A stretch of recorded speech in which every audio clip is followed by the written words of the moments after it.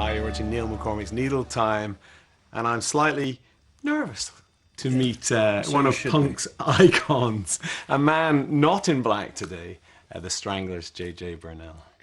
I've gone that extra mile for you, so be aware that you should be on the edge. Yeah, I should be on edge because it's ancient history now, but back in the glory, the hot heat of punk, you rather famously took out a journalist with... Or two. Or two, or right. three, actually. And not only journalists, I don't think that you're special. It's not only journalists. Yes, the most famous black belt in music, possibly. I don't suppose there's a lot of bassists chopping around. But let's go back to the beginning. Well, first of all, Jean-Jacques. Yes, sir. You're not French. My passport is British. Right. My parents were French. Okay. And my father spoke better English than French because he came here at the age of 9 months. Okay. My mum, he'd known since she was 12 and he was 10 years older than her. So when she was of age, and after the Germans had left Normandy, because they were both from Normandy, from Caen, okay, in Calvados. Calvados is very famous for booze. Booze, of course. Calvados. So they married in 1945, and he dragged her over to London. And I was born a few years later in West London. My major claim to fame is actually I was born in the same hospital where Jimi Hendrix was declared dead. Wow. So, you know, I've been living off that for a few years. I don't think that's your major claim. Your major claim would come with 4 strings. You know, why the bass guitar? That's a boring story. Is it? But, we'll try and make it interesting. Okay, I'll try and make it as quick as possible. I was coming back from karate one evening, and I stopped to give a lift to a guy with long hair. And in those days, everyone had long hair and long sideburns, except me. I had a shaved head because I thought I was Mr. Kung Fu. So I stopped to give him a lift, and he happened to be an American draft dodger who'd come over from Sweden with a bunch of other guys to seek their fortune here in music. And they were, at the time, they'd just moved to Guildford, above an off licence, run by a guy called Jet Black, who'd become their drummer. So they were a drummer, a Swedish bass player, an English guitarist, and an American singer. And I dropped him off, and he asked me to go upstairs and meet the others for a drink, and I didn't think any more of it.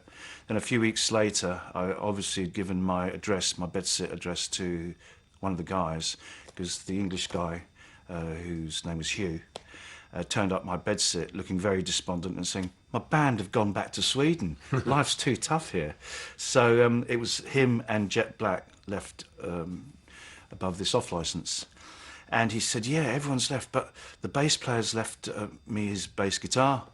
And I was actually playing guitar that night because that's all I could do. I was saving money up to go to Japan. So I played him a song called "Go Buddy Go." And he said, "Why don't we join a band together?"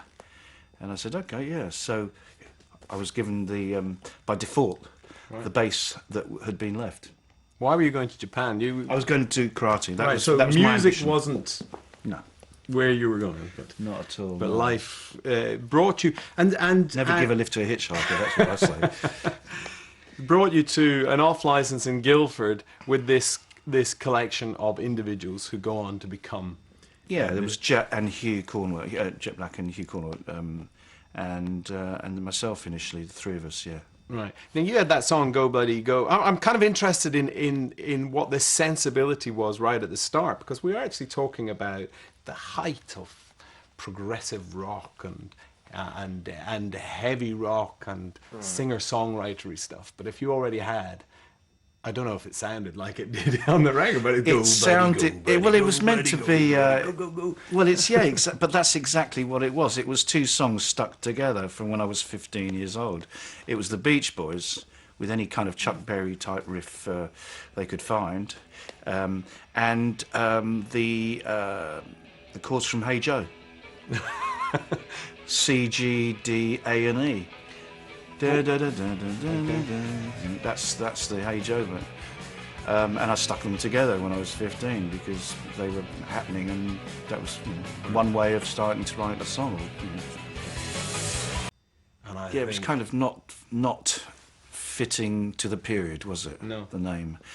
It was, well, the name Stranglers came after a while, after we'd screwed up another venue. You know, the only places to play in those days were either, well, pubs, youth centres, or if the next level up was students' unions.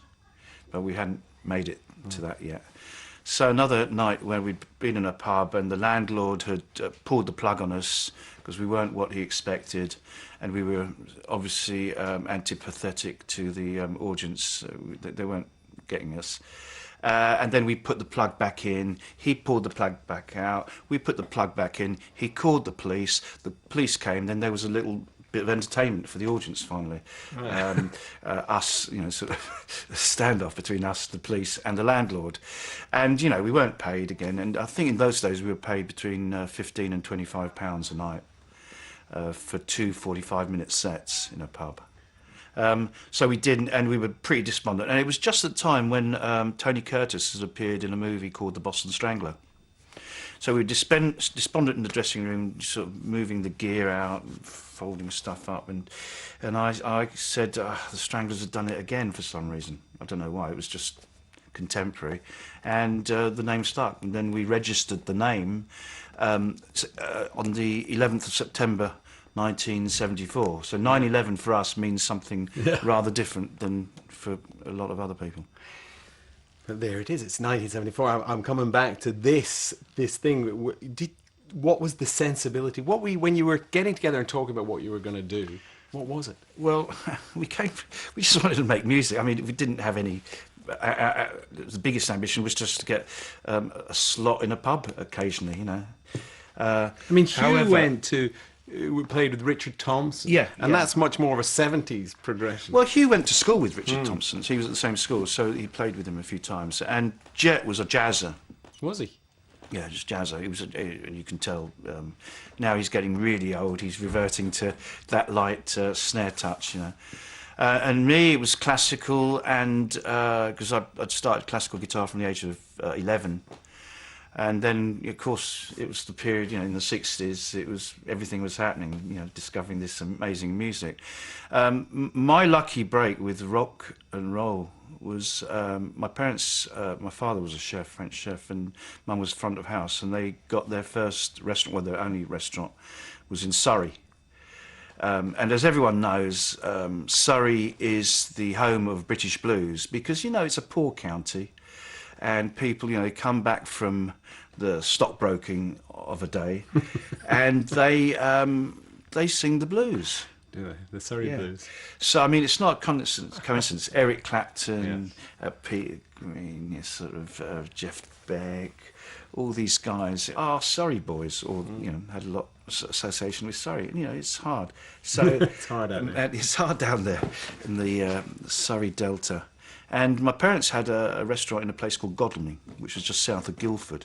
So in that little town, there was a little blues club which formed on a Sunday night. And from the age of 14 till 17, I saw bands like Peter Green's Fleetwood Mac on a regular basis before they'd signed up their first thing. Right. So I saw this every Sunday night, and I was smuggled into the pub because in those days, you know, under 16, I think you weren't even allowed into a pub. Right. So that was my first introduction to live contemporary music. And it was the blues. It was the blues, yeah.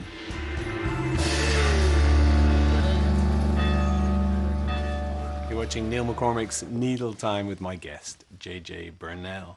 So tell me then how the blues turned black. The blues was always black. How did it turn into the Men in Black? How did it turn into punk rock? Which was, if you're talking 1974, the Stranglers, you know, it's antithetical to the time. Yeah. Well, the whole punk thing came through osmosis a bit later, but there was a moment of synchronicity. I think it was around 1976. But before that, you know, when you start out a band, you have frames of, you know, spheres. You know, frames of reference are what you've bought and invested in the past. So it's from Jets of Jazzer, Hugh, a bit of 60s of stuff. He introduced me to a masterpiece by Love called Forever Changes. Me at university, it was The Doors, which was who were a blues band. So then when Dave joined, and he was a prog rocker, I mean, he looked like a prog rocker, and he had the prog rocker's mentality. And moustache. And he had a moustache, yeah, what we used to call semi-pro moustache, actually, because you had all these guys had amazing equipment, and they'd have a job, you know, and at weekends they'd become a rocker with long hair and sideburns and the moustache. So it became a thing with us. And it was a semi-pro moustache, and they had the best equipment, you know. And yeah, Dave joined us, and it was an amalgam of all these things. And of course, the songwriting dictates where you're going to go, but it doesn't dictate the contributions from the different elements, you know. So we started. I mean, you know, on our first album, we had a song which we considered to be classical. You know, it was in 4 parts. So I suppose it constitutes. A suite. A suite. There you go. Suite. 4 pieces. It was called Down in the Sewer. Yeah. But it was based on a kind of a Magic Band Beefheart type riff, but with elements to it. So no one picked up on that at the time, and that was kind of sort of latent prog rock influence, really, isn't it? Yeah, the Magic Band were pretty gnarly though, and hard to listen to. Well, I'm interested because that first album that's comes your out. opinion. That's your opinion. That first album comes out, and the sound of it in that moment in time sounds utterly perfectly formed from the first moment. You've got kind of heavy drums, you've got that really heavy upfront bass, you know, and then this Doorsy mad organ, and then these kind of aggressive vocals, and that's the sound of the Stranglers, and they sounds like a really well formed band. Did it take a while to get to that sound? Well, it did indeed. I mean, we were well formed by then, because we played tons. I mean, 1976 was the busiest year we ever did. I think we did over 300 gigs. So by the time we came to record, we had 2 albums of material ready to play, to put down in 1 or 2 takes. That's all. You know, it was really, we were tight. We were tight as the proverbial duck's arse. Okay. By the beginning of '76, we'd already played a bit, and quite a lot of the material was formed. But then we were lucky enough to get a management team who ran a couple of pubs. So then we had a regular weekly gig, and then we were offered to support Patti Smith, which brought us a bit of kudos. And then summer '76, we were asked to represent London for the American bicentenary, you know, from the celebration of them loosening ties with England. So representing San Francisco, top of the bill was a band called the Flaming Groovies. Yes, I remember them. Second on the bill, representing New York, a band called the Ramones. Oh. And bottom of the bill, representing London, the Stranglers, which put a lot of noses out of joint by then. Notably, you know, there were people we were quite friendly with up till then. Joe Strummer from the band called The Clash. We knew him from when he was in the 101ers, yeah, which is kind of R&B band. And I remember him crying on my shoulder and saying, "Wish I had a band like yours." And he was pissed on that. But the sort of by summer '76, you know, we had enough momentum and enough material to be ready to record that later that year. Hits Something Better Change and No More Heroes, and it was, you know, the summer of punk rock, '76, '77. Did you feel like a punk? You were a little bit older than the Sex Pistols. They were like teenagers. Well, yeah, but we weren't as old as some. But it was kind of the older stars, the people that had a few chops that immediately had the hits out of punk. Yeah. The Clash were a bit older. Yeah. But did you feel Joe like was my age, yeah? yeah, Did you feel like a punk? Yeah, I did actually. I adopted I bought the whole thing from mid '76. I remember Di Davis, our manager, introduced me to two guys and a girl, Steve and Paul from the Sex Pistols, and the girl was Chrissie Hynde. And she came up to me and said, "I'm going to be your new lead singer." I said, "We don't even need you as a roadie, mate." And Steve and Paul from the Pistols, and Steve, the thing he said to Steve said to me, "I like your haircut. We're going to be famous in 6 months' time." And he was right. And that's my first sort of awareness of something was happening. But the fashion was changing slightly.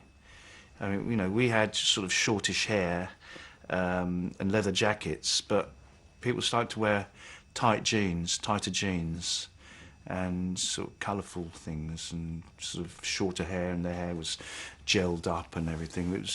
And girls, a lot of girls were starting to wear quite over the top makeup, and very different, you know, stilettos and fishnet stockings and stuff. And so this was starting to, well, around London anyway, it was starting to, you were aware of something happening. And then we were of the bands in London-based bands, we were the only ones really who went out of town. So we got all the flack from you know, the other bands were on the front covers of This and That, Sounds and NME, but they weren't really playing. They were just playing little selective gigs in attics in Covent Garden or something, and we were actually going out to Grimsby or Cleethorpes and getting attacked, and for all the, because we were meant to represent what was happening there, this generic term punk, and of course it was a much broader church than people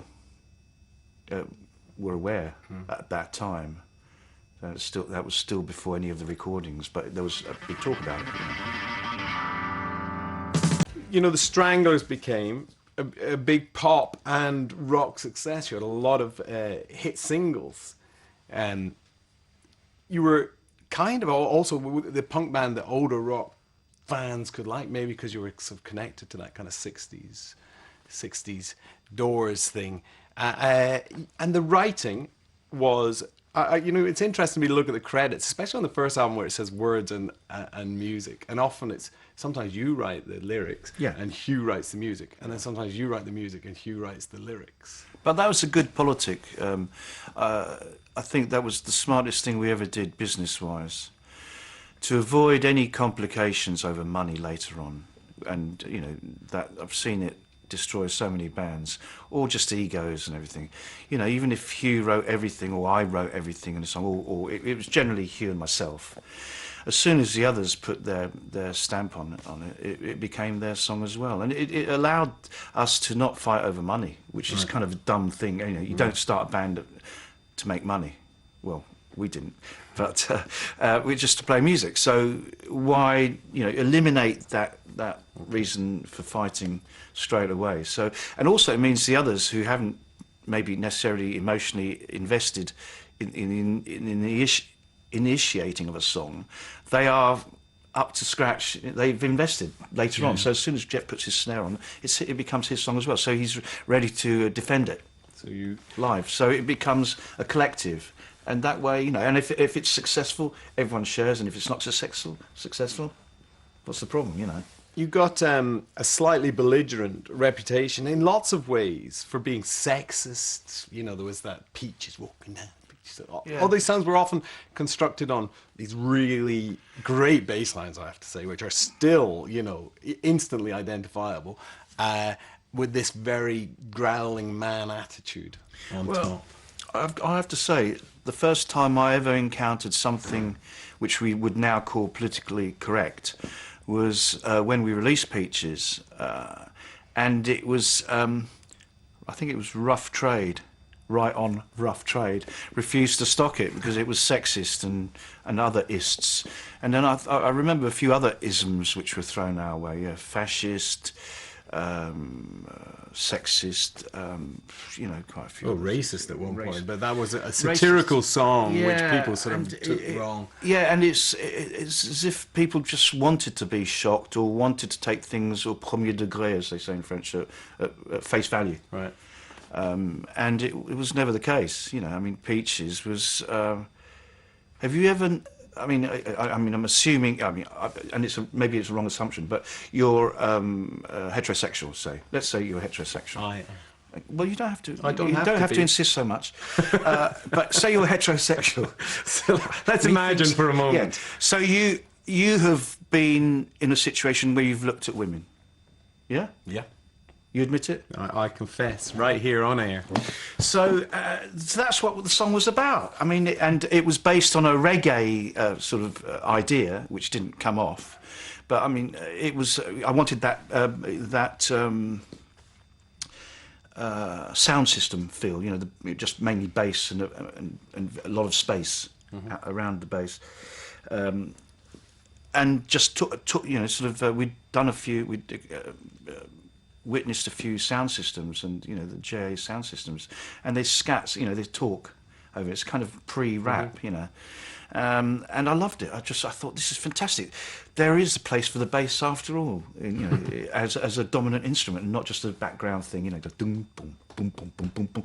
So that's how we wrote Peaches, and talking about girls and talking, you know, what's wrong about talking about girls, and suddenly our records aren't being stocked because it's sexist.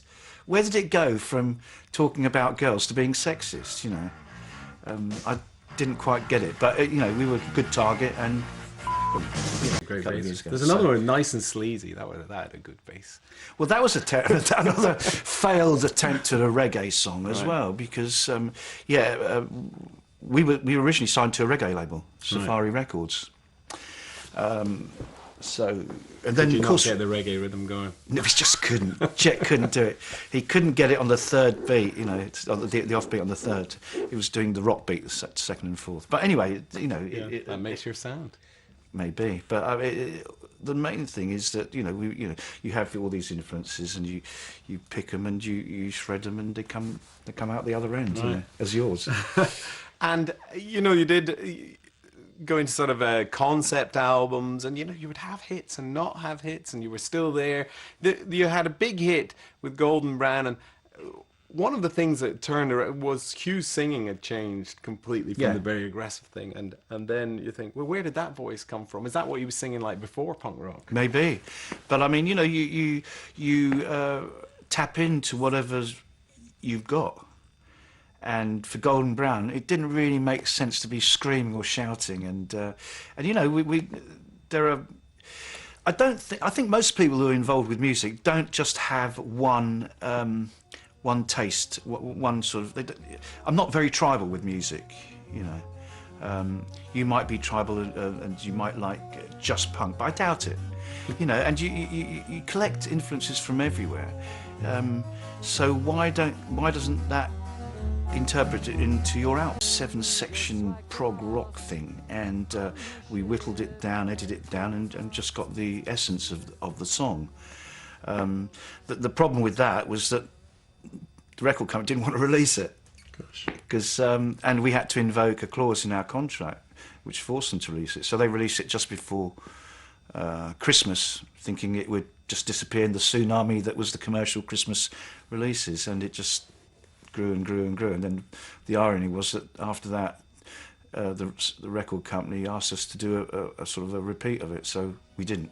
Yeah. So we gave them a 7-minute song in French instead, which f***ed them up big time. Well, it might have had the same effect on you. Yeah, we'll bleep you later. Don't worry. Well, commercially, you mean? Yeah. Well, it might have, but we weren't too bothered about that. And you know, there's not. You can recognise the sound, I think, of the Stranglers, but the songwriting has changed considerably over the years, and you know, it probably reflects what we've been listening to, the whole gamut. And you know, I don't like the idea of repeating a success when it's so obvious, you know. So Hugh left at the end of the 80s, and he was, you know, the front man, the singer, and Well, he sang 2/3 of the songs. Yeah. I sang about a third. yeah, and he suggested that, you know, the Stranglers had creatively run its course. Was that was that devastating? Did you? I think he was right. Actually, I think he was right. We had run our course as we had been as the Four. So he did us a great favour. He sacrificed himself for to enable us to live forever. So it's a kind of a Christian act. And as a result, we became a 5-piece for a few years, and that was increasingly depressing for me. And I kind of quit a couple of times, just for a week or 2 weeks, until I was talked back into it. But I'd lost the kind of lost direction, and it was devastating because I really looked up to Hugh. I mean, he'd educated me. I mean, he was a bit older than me, and he'd shown me things and introduced me to music and ideas, which I'm grateful to him for having introduced me to. But then I suddenly become, from being the youngest in the band, I wasn't the youngest in the band anymore, and it took me quite a few years before I thought, well, I'm sure I can write. And I stopped singing for many years, and then I thought, I've got nothing to lose. Let's sort of see what I can write properly by myself. And I came up with loads of material. I disappeared to an interesting place, actually. I went to north of Hunstanton in Norfolk. I rented a Jacobean house on the beach down the dunes, and I was there just 1 week, and they discovered this thing, wood henge, or sea henge as otherwise known. Okay. So I thought that was a sign. A mystic sign. Yeah, mystic sign. And so with this new body of material, I rehearsed it with the band, and it was the first time that there was a kind of, you know, on those machines in hospitals, you know, where there's it's straight lines, flat lines. There was a blip of life in the old dog yet. So Norfolk Coast was the result of that, and that was people actually sat back and paid attention to it. And then the next 2 albums were just people took it for what it was, and rather than saying, well, this is an old band who should have passed away a long time ago. And we've just made history in the summer of 2013, being the first band to play the Proms. Huh? So, you know, from being nearly dead, nearly flatlined, we managed to sort of come back. I suppose it's down to the chemistry as well as the output, isn't it? And also people's perception.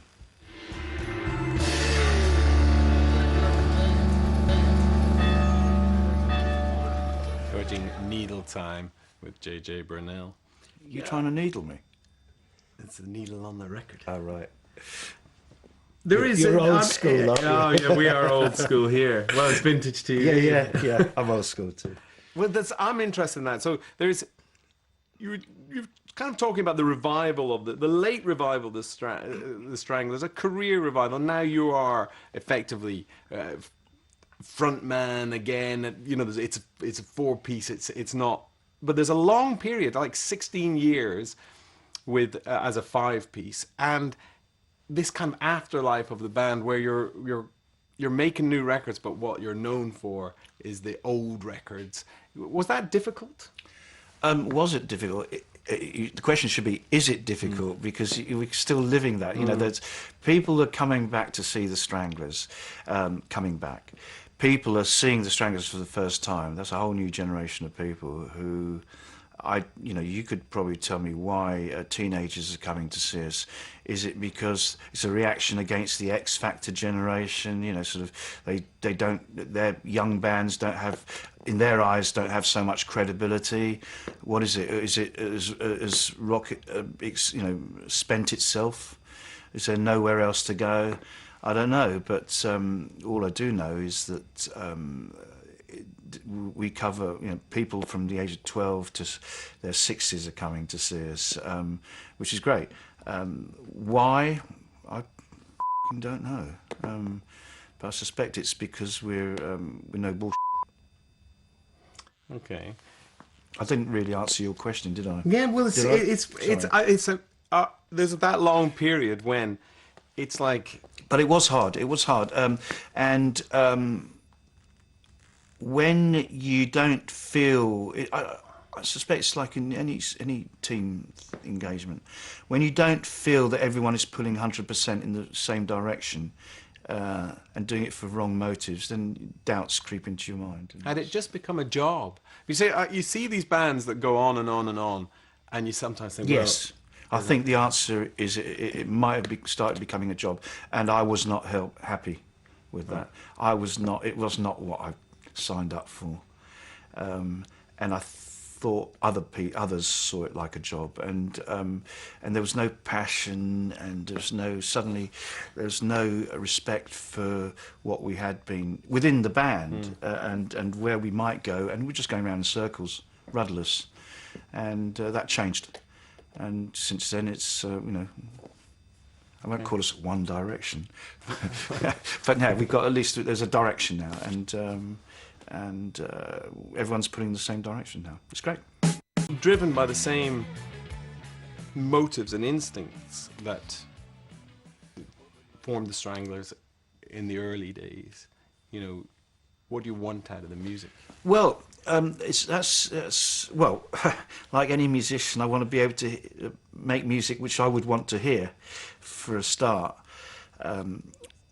But the things that motivate me, and have motivated me since people started writing about the Stranglers, that we got so dismissed. And I mean, the fact, we've sold 40 million albums and stuff, and we're still selling out everywhere, but we have never been given a demand respect. I think that's basically it. I demand respect, and I don't want it for what we were. I think I want it for what we are now.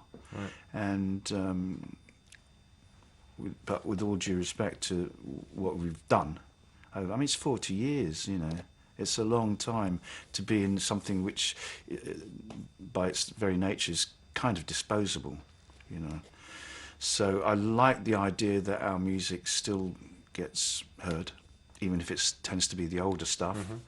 But it gives a chance for the new stuff to be aired and to be given a listen to. Do you think the new stuff is the equal of the older stuff? I think the last two albums are, certainly, and I think most commentators who've had the chance to, or given it the chance to listen to, have certainly said the last album was among our top three. You were talking about it ending, a couple of years ago, and that this might be the last album. Yeah. Well, we're pretty old, and the problem being that Jet is older than us, quite considerably, and he's had health problems for a while. I mean, 3 years ago he was on life support for 2 months, and he hasn't been well for the 40 years I've known him, but it's just got worse, and he was diagnosed as diabetic a few years back, but I reckon he's been diabetic all the time I've known him, which would explain why I've spent more nights in prison cells because of Jet than because of my own misdemeanours.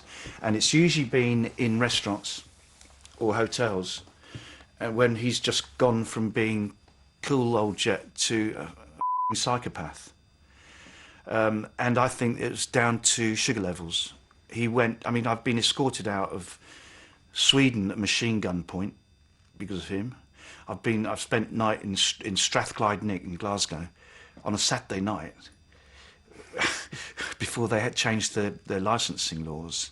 I spent nights in Brighton, in several countries. I spent night in cells just because he kicked off. And he kicked off from placid to wild. And that was his diabetes. But yeah, I thought the last album might be the last one because, I don't like the idea of career planning too much, because I think that's kind of, you start getting a bit Machiavellian. And B, you know, if Jet dies or one of us dies, that's it, you know. Right. So, yeah, I always think it might make us sort of more, you know, more edgy, because we don't know when it's going to end. If you had broken up when Hugh left, of course you would have reunited by now, as everybody else does. How's your relationship with Hugh? I'm not sure about that. Do you have a relationship with No, Hugh? I don't.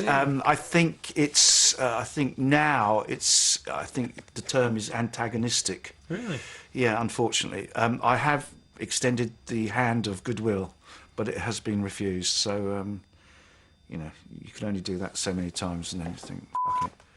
Right. So, no. But we don't need Hugh anymore. No. You see. I needed him psychologically at one point. We don't need him anymore.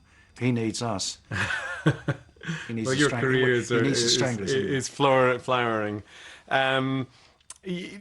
There is in you, you know, an aggression. It's tempered a lot with humour, but we see it. And karate is your thing. It's a physical fighting sport. Well, I teach karate, yeah.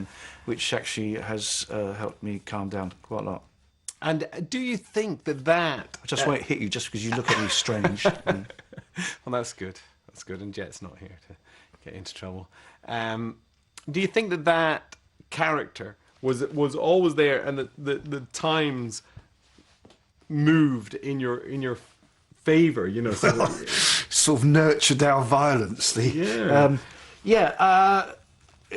Possibly. I mean, certainly the period was quite aggressive. You know, you were creating a whole new thing, a new market, right, if you want. You know, and you were defending it, and it was quite bloody. In fact, one new road crew guy I did sack for a day, but I kind of felt bad about it, so I reinstated him because he cleaned all the blood off my guitar. Which I kept as a sort of badge of honour, because every night there was a period, every night that people were looking out for you, slashing the tyres of our van, ice cream van, or just Cleethorpes, dockers coming. They've just read News of the World about this shocking new stuff coming out of London, and kids dressed in it. That's the end of Western civilization as we know it. So they come up and they start beating up these punk girls, you know, really tough guys, you know. And suddenly I go up to the microphone and say, look, you're just an absolute beating up, you know, little school, you know, girls dressed up as schoolgirls, you know, punk girls. I come up here, I turn around, put my bass down, turn around, there's this huge gorilla of a guy on stage, and you know, I kicked him and I just bounced back. And then it was you know, free for all these dockers on stage, and it was punching. So we had T-shirts made up. I survived the Battle of Cleethorpes. Did you? You know, but there was a period when it was so violent, and even when we went out of the UK, when we started going abroad, it was violent as well. In Sweden, I mean, we were escorted out of Sweden. Our crew were trashed. We'd had a few Molotov cocktails made and blown up a few of these idiots who'd attacked us, and just it was bloody. You know what's so strange to me is that people who weren't there going through it don't probably realise how antagonistic that moment in pop culture was. It was front page news. These punks are destroying the fabric of Britain. We were getting attacked. Neil, we were getting attacked everywhere we went. You know, they're just, you know. But now we have nostalgia for punk. Well, because maybe everything's sort of sterile and sort of dishonest. I don't know. Could be. Some people might see the present contemporary music scene as rather sterile and maybe not saying too much. And you know, we were trying to say things. You know, some of us were better educated than others, but everyone was trying to say something, you know, in their way about the world that they lived in. And I suppose, well, I'm from a generation who believes that music is not just wallpaper. It can be an extension of realpolitik, and you know, it's the zeitgeist, isn't it? It's the thing that's happening. It shouldn't just be wallowing in niceties or stuff, and you know. Well, you had something to say. You're still saying it. Yeah. Sorry. We've been very pleased to have survived an hour in the company of JJ Burnel of the Stranglers on Needle Time. That's because there are cameras. But wait till the cameras are off. Okay, nice one.